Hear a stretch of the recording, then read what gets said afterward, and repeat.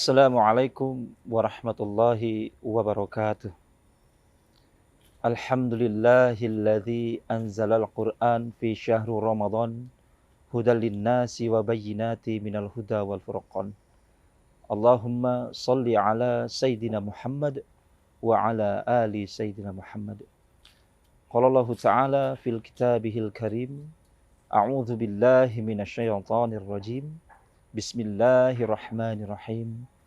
Ya ayyuhalladzina amanu kutiba alaikumus shiyam kama kutiba alal ladzina min qablikum la'allakum tattaqun. Alhamdulillahirabbil alamin. Segala puji bagi Allah Subhanahu wa taala yang terus dan tidak pernah bosan memberikan kenikmatan kepada diri kita sehingga di saat ini kita disampaikan oleh Allah di bulan yang sangat mulia, yaitu bulan Ramadan. Salawat beserta salam kita panjatkan kepada junjungan kita Nabi Muhammad SAW beserta para keluarga, para sahabat dan para pengikutnya hingga akhir zaman. Amin ya rabbal alamin. Pemirsa Palembang Bersyariah, ada perkara-perkara yang mana itu bisa membatalkan puasa kita. Lalu ada juga perkara yang membatalkan amalan atau pahala puasa kita. Kalau kita membahas tentang bagaimana batalnya puasa kita, mungkin kita semua itu sudah memahami sebab yang bisa membatalkan puasa kita. Tetapi hari ini kita fokus untuk membahas perkara-perkara yang menjadikan puasa kita justru tidak mendapatkan pahala di sisi Allah Subhanahu wa taala. Mungkin puasa kita tidak batal, tetapi pahalanya justru kita tidak dapat pahala tersebut. Maka Rasulullah sallallahu alaihi wasallam di hadis riwayat Ahmad mengatakan, khamsun yuftirnas shaim, al-kadzibu wal ghibatu wan namimatu wan nadhru bi syahwatin wal yaminul kadzibatu. Apa itu? Ada 5 perkara yang kata Rasulullah sallallahu alaihi wasallam yang menjadikan puasa kita itu tidak berpahala di sisi Allah Subhanahu wa taala. Yang pertama adalah al-kadzibu. Apa itu al-kadzibu? Yaitu berdusta. Bagaimana kita sebagai seorang muslim yang justru kita dengan sangat-sangat semangat melaksanakan ibadah puasa di bulan Ramadan, tetapi di satu sisi justru kita berdusta, kita berbohong, dan inilah yang menjadikan pahala-pahala kita justru hilang karena perbuatan dusta kita.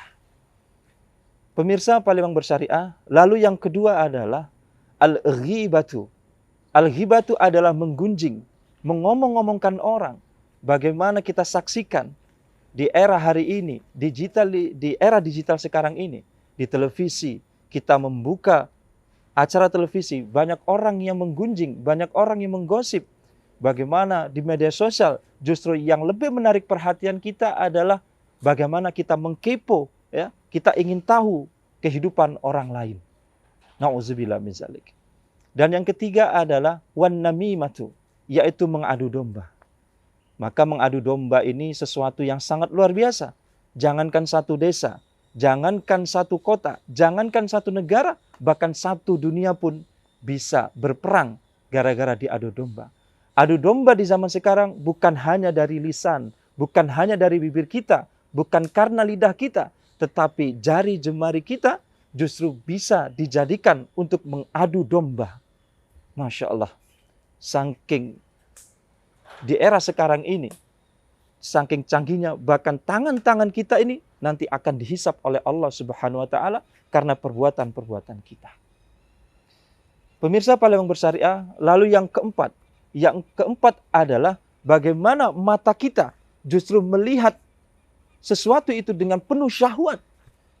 Di hari ini, begitu kita membuka media sosial kita membuka YouTube, kita membuka TikTok, kita membuka Instagram, banyak ya, penglihatan kita justru melihat sesuatu yang diharamkan oleh agama, sesuatu yang diharamkan oleh Allah Subhanahu wa taala. Sedangkan Allah menciptakan mata kita, Allah menciptakan seluruh anggota tubuh kita terkhusus Allah menciptakan mata kita untuk bagaimana kita membaca Al-Quran, bagaimana kita memahami ayat-ayat Allah, bagaimana kita melihat kekuasaan Allah, dan bagaimana kita melihat tanda-tanda kebesaran Allah Subhanahu wa Ta'ala.